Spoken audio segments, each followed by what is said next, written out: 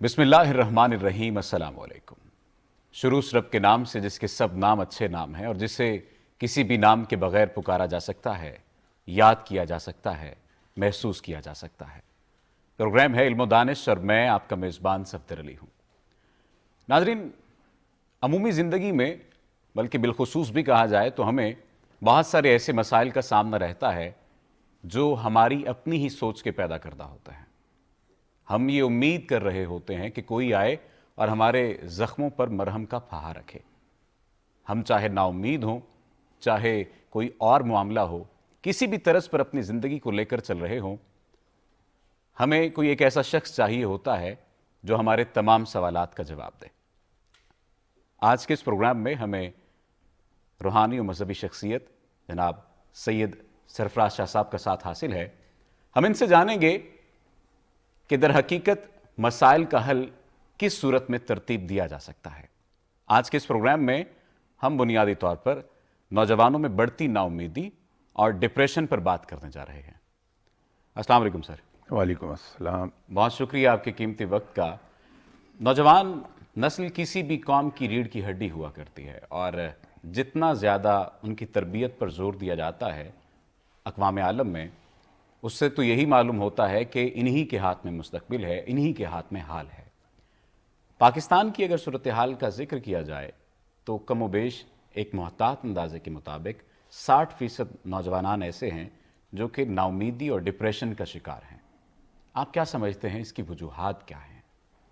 بسم اللہ الرحمن الرحیم۔ صفدر صاحب، جناب حضرت علی کرم اللہ وجہہ نے ایک بات فرمائی تھی کہ زیادہ خواہشات، یہ میں اس کا مفہوم بتا رہا ہوں، ان کے ایگزیکٹ الفاظ نہیں ہیں، کہ زیادہ خواہشات انسان کو مایوسی کی طرف لے جاتی ہیں، یہ اس کا مفہوم ہے۔ ہمارے یہاں پچھلے 5 دہائیوں سے کہہ لیجئے صورتحال کچھ ایسی بنی ہے کہ ہمارے معاشرے میں ایک ریٹ ریس شروع ہو گئی۔ جی، اس سے پہلے تھی لیکن بہت کم ڈگری کی۔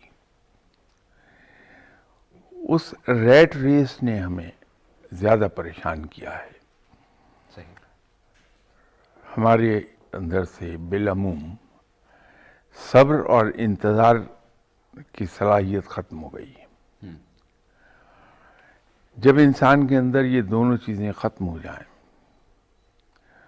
تو پھر انسان کی خواہشات بے انداز بڑھ جاتی ہیں اور اس میں انتظار کی صلاحیت رہتی نہیں۔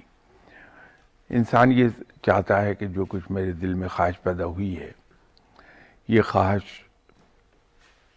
ہتھیلی پر سرسوں جمانے کی طرح وہ خواہش ہماری پوری ہو جائے، جو کہ ممکن نہیں ہے۔ ہمارے یہاں ایک رویہ یہ بھی ہے کہ ہم لوگوں کو اس وقت دیکھتے ہیں یا ہماری نظروں میں اس وقت آتے ہیں جب وہ ایک کامیاب انسان بن چکے ہوتے ہیں۔ بالکل۔ میں انسان کا آج دیکھوں گا، اس پر میری نظر کبھی نہیں جائے گی کہ یہاں تک پہنچنے کے لیے اسے کتنی شدید محنت کرنا پڑی ہے بالکل۔ اور کتنا وقت لگ گیا ہے۔ میری نظروں سے وہ ٹائم اس کا پورا اوجل رہے گا۔ میں یہ چاہوں گا کہ میں ایک ہی جست میں اس مقام تک جا پہنچوں جو کہ ان نیچرل ہے۔ جی، فطرت میں کہیں بھی انقلابی تبدیلی کا دخل نہیں ہے۔ وہاں سب کچھ ریولوشنری ہے، ایوولوشنری ہے، ریولوشنری کچھ نہیں ہے۔ ایوولوشن کے ذریعے سے ہی ہر چیز جنم لیتی ہے۔ انسان کا ایک قطرے سے انسان کی شکل لینا، اس میں ایک لمبا وقت لگ جاتا ہے۔ انسان کا جسٹیشن پیریڈ 9 months ہے۔ پہاڑ جنم لیتے ہیں कई 100 सदियां लग जाती हैं एक पहाड़ के जन्म लेने में। बिल्कुल ऐसा है। मौसम बदलते हैं, ऐसा कभी नहीं हुआ कि 15 अक्टूबर तक तो शदीद गर्मी पड़ रही हो और 16 अक्टूबर की सुबह से कड़ाके की सर्दी पड़ जाए। ऐसा नहीं है, दर्जा मौसम बदर्जा। तब्दील होते हैं, जी। बहुत ग्रेजुअल चेंज आती है। दिन और रात आती है तो बहुत आहिस्ता आहिस्ता अंधेरा फैलता है। सुबह तुलू होती है तो बहुत आहिस्ता आहिस्ता उजाला आता है। तो कुदरत के हर काम में एक एवोल्यूशन पाया जाता है। उसमें रेवोल्यूशन कहीं नहीं मिलेगा आपको। बिल्कुल। हम रेवोल्यूशनरी चेंजेस चाहते हैं अपनी जिंदगी के अंदर, कि आज मेरे दिल में एक ख्वाहिश पैदा हुई कि मैं मल्टी बिलियनियर हो जाऊं, तो अगले दिन सुबह तक मुझे मल्टी बिलियनियर हो जाना चाहिए। जब ख्वाहिशात का ये आलम हो जाए तो चूंकि वो गैर फितरी ख्वाहिशात हैं, वो पूरी नहीं होती हैं, बिल्कुल। तो उससे फिर इंसान में मायूसी आती है। इसके लिए ज़रूरी ये है कि नौजवानों को जो हम तालीम देते हैं, जी। उस तालीम का अंदाज तब्दील कर लिया जाए। सही। हमारे यहाँ तालीम बहुत ज़्यादा फोकस्ड है बिल्कुल। इम्तहान पर, कि ये बच्चा इम्तहान अच्छे नंबरों बड़े से पास अच्छे करिए। नंबरों में पास कर जाए हाँ। ताकि इसको अच्छी जॉब मिल जाए। बिल्कुल ऐसा है। ये मेन फोकस है और जॉब हमारा। देने वाले भी अच्छे नंबरों को देख रहे होते हैं। बिल्कुल सही बात है।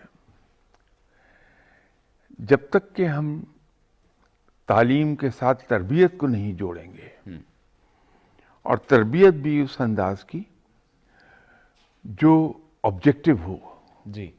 सब्जेक्टिव ना हो, बिल्कुल। उस वक्त तक ये सिलसिला रहेगा। हमें अपने निज़ाम तालीम को और निसाब तालीम को, ज़्यादा जोर निसाब पर है, बिल्कुल। उसको तब्दील करना है। सही। कि हम स्कूल में, कॉलेज में, यूनिवर्सिटी में अच्छे शहरी और कामयाब लोग पैदा करें, बिल्कुल ऐसा है। अच्छे मुलाजिम पैदा ना करें, बल्कि वो भी नहीं हम तो कर पा रहे कि अच्छे मुलाजिम पैदा कर लें। जी। ये उस वक्त तक मामला ठीक नहीं होगा। एक माहिर तालीम है कराची के, हाल ही में उन्होंने ये तहरीर लिखी, आबी मखनवी साहब ने, जिस तरह आपने निशानदही की है। उन्होंने कहा कि हम साइंस पर जोर दे रहे हैं लेकिन आर्ट्स पर जोर नहीं दे रहे। आर्ट्स अमूमी तौर पर मुआशरती ज़िंदगी गुजारने के ही उलूम का नाम है, चाहे उसमें स्विक्स शामिल है, शहरियत शामिल है, या दीगर सोशियोलॉजी शामिल है, या दीगर उलूम शामिल हैं। हमारा उन पर फोकस नहीं है और उन पर जोर नहीं है। जितनी तरक्की याफ्ता अक़वाम हैं अक़वाम आलम में, वो तमाम तर अपनी आर्ट्स की जो स्टडीज़ हैं उन पर जोर देते हैं। आप क्या समझते हैं कि अगर हम इन स्टडीज़ को, जिस तरह से शहरियत के बारे में आपने कहा कि हमें मालूम होना चाहिए, बुनियादी अखलाकी चीज़ें मालूम होनी चाहिए, इनको किस दर्जे से शुरू करना चाहिए और किस दर्जे तक लेकर जाना चाहिए कि ये एक बिगाड़ की सी जो सूरत हाल पैदा हुई है वो बेहतरी की जानिब आ जाए और वो तामीरी तरफ हम जो है सफ़र करने लग जाएं? बिल्डिंग खा कोई आर्किटेक्ट डिज़ाइन करे, खा कोई स्ट्रक्चरल इंजीनियर उसका स्ट्रक्चर डिज़ाइन करे, और कोई भी मेसन हो जो उसको बनाए, जी। वो एक बुनियादी चीज़ ही से स्टार्ट होगी, वो है उस बिल्डिंग की बुनियादें। ऐसा कभी नहीं होगा कि पहले चौथी पांचवी मंजिल डिज़ाइन हो जाए फिर उसकी फाउंडेशंस डिज़ाइन की जाए। कभी ऐसा नहीं होगा कि पहले चौथी पांचवी मंजिल बना ली जाए फिर बुनियादें रखी जाएं। तालीम का भी यही है कि तालीम पे जब तक के हम उसकी बुनियादों को नहीं पकड़ेंगे, जो प्री स्कूल नर्सरीज हैं जी। और प्री स्कूल क्लासेस हैं, इसी तरह फिर प्राइमरी है, मेजर एम्फेसिस जब तक के हम इन क्लासेस पर नहीं देंगे, सही। हम कभी भी अपने तालीमी निज़ाम को ठीक नहीं कर पाएंगे। सही। आप نے بالکل صحیح کہا، تعلیم ہم سائنس کی دیتے ہیں، لیکن ہم چیزیں لے آتے ہیں، اس کی ٹیکنیکس نہیں لاتے، بالکل. ٹیکنالوجی نہیں لاتے. تو سائنس پڑھاتے ہیں، ٹیکنالوجی نہیں پڑھا پاتے. ایسا ہے.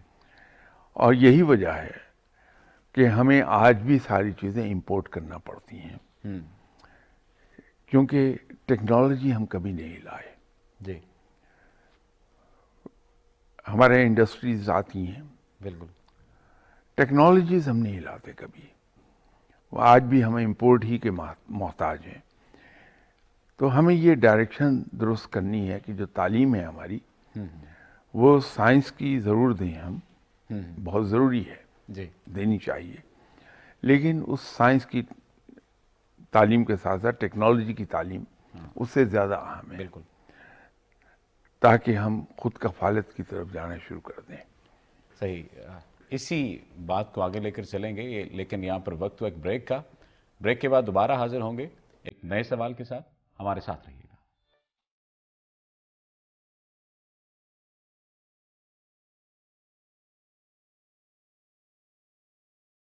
Welcome back. پروگرام دیکھ رہے ہیں آپ علم و دانش. میں آپ کا میزبان صفدر علی ہوں، اور آج ہمیں ساتھ حاصل ہے سید سرفراز شاہ صاحب کا. شاہ صاحب، بریک سے پہلے ہم علم کی ترویج کی بات کر رہے تھے اور ایسے علوم کا ذکر کر رہے تھے جن کے ذریعے سے معاشرے کو بہتر کیا جا سکے، معاشرے کی تعمیر کی بات کی جا سکے. پروگرام کے آغاز میں نے یہ سوال کیا تھا کہ نوجوان نسل تذبذب کا شکار ہے، ڈپریشن کا شکار ہے. اس کے جواب میں آپ نے فرمایا کہ بنیادی طور پر خواہشات کا پھیلاؤ ہے اور پھر ہم ویسی تعلیم حاصل نہیں کر پا رہے. ہم نے یہ دیکھا ہے نوجوان نسل میں وہ تحریک بھی ختم ہوتی جا رہی ہے. اگر خواہش پیدا ہوئی ہے تو اس خواہش کو حاصل کرنے کے لیے کچھ نہ کچھ تو دوڑ لگائے، کچھ نہ کچھ تو محنت کرے. وہ محنت کا جذبہ بھی ختم ہو گیا ہے. اس محنت کے جذبے اور اس تحریک کو پیدا کرنے کے لیے کیا کیا جانا چاہیے؟ بات پھر وہیں واپس چلی جائے گی کہ جب تک کہ ہم بالکل ابتدا سے ہی صحیح. بچے کو یہ نہیں سکھا پائیں گے کہ کوئی چیز بغیر محنت کے حاصل نہیں ہوگی. یہ لوگ جن کو آج ہم اتنے عروج پر دیکھ رہے ہیں، اس کے پیچھے ان کی عمر بھر کی محنت ہے. ایک زمانے میں پرائیویٹ سیکٹر میں جاب کر رہا تھا. ان کے جو اونر تھے اس بہت بڑی انڈسٹریز، اور آج بھی بہت بڑا ادارہ ہے، ملٹیپل انڈسٹریز اس ادارے کے ماتحت کام کر رہی ہیں. صحیح. ان کے صاحبزادے امریکہ پڑھنے گئے ہوئے تھے، واپس آئے. اب ظاہر ہے کہ یہ 1970 کی بات ہے. اس وقت ملٹی بلینئرز فیملی تھی. پھر ان میں ایک صاحب تھے، ان کو سر کا خطاب بھی ملا ہوا تھا اور انہیں اعزاز حاصل تھا کہ بامبے شہر میں ٹیلی کمیونیکیشن نظام انہوں نے کیا تھا. تو اتنی بڑی فیملی ہونے کے باوجود ان کے جب صاحبزادے پڑھ کے آئے تو انہوں نے اپنے اکاؤنٹس کے آدمی کو بلایا اور اسے کہا کہ یہ میرا بیٹا ہے، لیکن اس کو اکاؤنٹس میں لے جائیے، ان کی ٹریننگ کیجیے، اور ٹریننگ کے دوران یہ میرا بیٹا نہیں ہے، یہ صرف ایک انٹرنی ہے. صحیح. ان صاحب نے ہی میڈ شور کہ اپنے بیٹے کو ان کے ایز انٹرنی ہی ٹریٹ کیا جائے ادارے میں. تو وہاں ان کی ٹریننگ کرائی، اور اس کے بعد ایک بڑی کیمیکل انڈسٹری ان کے بیٹے کے حوالے کر دی کہ آپ اسے چلائیے. تو انہوں نے چلائی، بڑی سکسیسفلی چلائی. یہ جو ایک پہلو ہے جو ہمارے یہاں ہمارے بھائی ہیں، میمن برادری ہے، ان میں آپ کو یہ عام طور پر جو آغا خانی بھائی ہیں ہمارے، ان کی یہاں چیز ملے گی کہ اپنے بچے کو وہ آتے ہی ڈائریکٹر کی کرسی میں نہیں بیٹھنے دیتے، بلکہ نیچے سے ٹریننگ کروا کے اس کو لے کر آتے ہیں. انڈکشن پروگرام ان کا بڑا کمال کا ہے کہ وہ گیٹ کلرک سے شروع ہوگا اور ٹریننگ کرتا کرتا ڈائریکٹر کی سیٹ پہ آ کے بیٹھے گا. صحیح. نتیجہ یہ ہے کہ اس کی فاؤنڈیشنز بڑی مضبوط ہوئی ہوتی ہیں.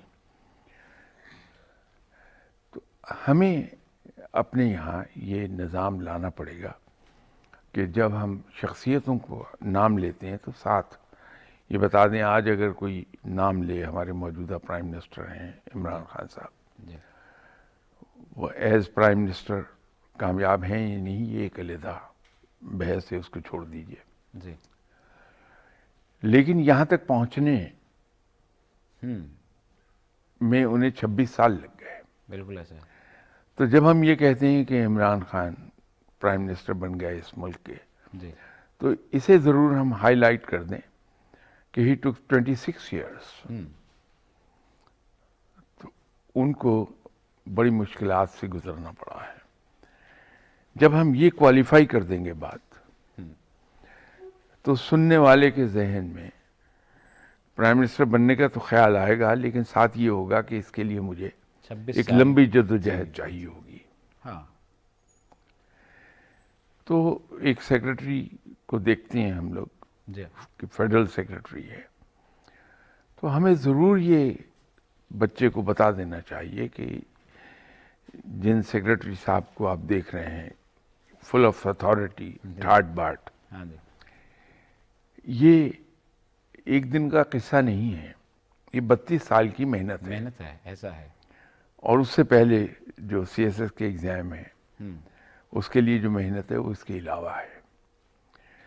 تو جب ہم یہ کوالیفائی کرتے چلے جائیں گے بات کو، تو اس سے پھر دیکھنے والے بچے کی نظر میں یہ ہوگا کہ مجھے وہاں پہنچنا ہے. اس کی وہ خواہش ضرور پیدا ہوگی کہ مجھے اس لیول پر آنا ہے، لیکن اس کے لیے مجھے ایک لمبے عرصے کی جدوجہد میں سے گزرنا ہے. صحیح. یہ ہم نہیں کر پاتے. صحیح. پروگرام اپنے اختتامی حصے کی جانب گامزن ہے. چاہے والدین ہوں چاہے اساتذہ ہوں، ہم خصوصی طور پر والدین کی بات کر لیتے ہیں. پیرنٹنگ میں ہمیں صرف اور صرف جیتنا سکھایا جاتا ہے. آپ بھی جانتے ہیں، میں بھی جانتا ہوں. تو کیا پھر ہمیں پیرنٹنگ بھی سیکھنے کی ضرورت ہے، اور یہ کیسے سیکھیں گے؟ یہ تو ایک مکمل زندگی کا سائیکل ہے. صحیح. جو آج کا بچہ کل کا پیرنٹ ہوگا. جی. تو جب تک کہ ہم آج کے بچے پر توجہ نہیں دیں گے، کل کا اچھا پیرنٹ پیدا نہیں ہوگا. ہاں جی. ہمیں شروع سے ہی سکھانا چاہیے کہ آپ ناکامی کو ایکسیپٹ کیجئے ود اے اسمائلنگ فیس، اور کریڈٹ جس کا ہے اس کو دے دیجئے. میں گورنمنٹ کے لیے کام کر رہا تھا جب، اس زمانے میں ہمارے ایک ٹیچر تھے، باس تھے. الحمدللہ وہ آج بھی سلامت ہیں، اور اللہ تعالیٰ انہیں لمبی عمر عطا فرمائے. آمین. میرا ان کے بارے میں جو میری رائے ہے، وہ باس سے زیادہ استاد تھے. یہ بہت بڑا حسین اتفاق ہوتا ہے اگر آپ کو باس سے زیادہ استاد مل جائے. مجھے دوبارہ ایسا باس ملا نہیں. وہ آج کل ان کی ایج خاصی ہے، اراؤنڈ 97، لیٹ 90s میں ہے، لیکن اب بھی وہ گرمیوں میں کینیڈین یونیورسٹیز میں لیکچر وغیرہ دیتے ہیں. ایک میٹنگ میں ہمارے ایک ساتھی تھے، انہوں نے بجائے کریڈٹ اپنے سبارڈینیٹ کو دینے کے خود لینے کی کوشش کی. تو ان کا نام ہے ایس ایم نقی. جی. تو نقی صاحب نے ان کو براہ راست کچھ نہیں کہا. تھوڑی دیر ادھر کی باتیں کرنے کے بعد میٹنگ کے اندر ایک قصہ سنایا، اور وہ قصہ سن کے I learned a lesson of my life. فرمانے لگے کہ ایک سیکنڈ ورلڈ وار میں محاذ بہت گرم تھا، تو وہاں جو لوکل کمانڈر تھے انہوں نے اپنے کمانڈر کو وائرلیس میسج کیا کہ میرے اوپر دشمن کا دباؤ بہت بڑھ گیا ہے، جی. مجھے پسپا ہونے کی اجازت دی جائے کہ یہ پریشر انبیریبل ہے. تو ان کے کمانڈر نے انہیں کہا کہ آپ نے اتنی دیر برداشت کیا پریشر، صرف آدھ پون گھنٹہ اور برداشت کر لیجئے، میں آپ کو کمک بھیج رہا ہوں۔ فوری طور پہ ایک بٹالین کمانڈر کو بلا کے انہوں نے حکم دیا کہ فلاں محاذ پر پریشر بہت بڑھ گیا ہے، تو آپ امیڈیٹلی جائیے اور جا کے ان کو ری انفورس کر دیں اور فوری طور پہ نکل جائیے۔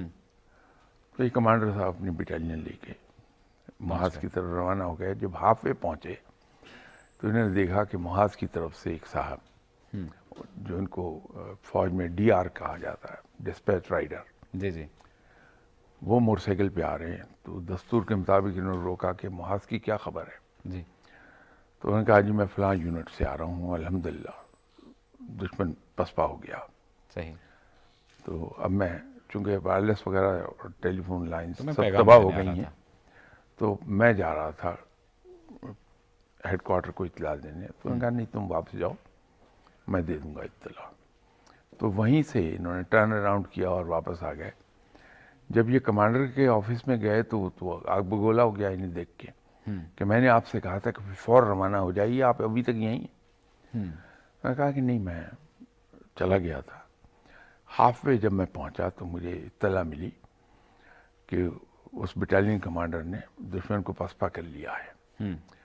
میں لوٹ آیا، کیونکہ اگر میں محاذ پر جا کر آپ کو اطلاع دیتا تو اس کا کریڈٹ مجھے ملتا کہ میرے جانے سے فتح ہو گئی۔ ارے بہت اچھا، تو مجھے یہ گوارا نہیں کہ کسی کا کریڈٹ میں لے لوں۔ بہت بڑا سبق تھا۔ صحیح، بات یہ ہے کہ یہ چھوٹی چھوٹی چیزیں زندگی میں، اب ان جن صاحب کو میں ذکر کر رہا ہوں، ایسم نقی صاحب، جی یہ ہمارے یہاں غالباً ہمارے ڈپارٹمنٹ میں کوئی 2.5 سال رہے تھے، بالکل، اور انہوں نے اس قدر گرومنگ کر دی تھی ینگ آفیسرز کی۔ تو اتفاق سے میں بھی اس وقت ینگ آفیسر ہی تھا۔ وہ ساری عمر مشعل راہ بنی رہی ہے چیز ہمارے لیے۔ تو آج ان کو وہاں سے ہمارے ڈپارٹمنٹ سے ٹرانسفر ہو کے ریٹائر ہوئے بھی مور دین 45 ایئرس گزر گئے۔ تو میری کتاب ایک میں نے ڈیڈیکیٹ کی اپنے انہی باس کو۔ صحیح، تو آج بھی میرے دل میں ان کا احترام اور یہ اس وجہ سے تھا کہ باس کی بجائے انہوں نے استاد بن کر آپ کو سکھایا، بہت گرومنگ کی تھی۔ بات کروں میں کہ پروگرام اپنے اختتام کی جانب بڑھتا ہے۔ آئندہ آنے والے پروگرام میں جس طرح سے شاہ صاحب نے ہماری رہنمائی کی کہ ہم ایک المیے سے نکل کر دوسرے المیے کا شکار ہوتے ہیں، لیکن پھر بھی ہمیں حل کی جانب آنا ہے۔ انشاءاللہ ایک نئے ٹاپک کے ساتھ اگلے پروگرام میں حاضر ہوں گے۔ اپنے میزبان کو دیجیے اجازت، اللہ نگہبان۔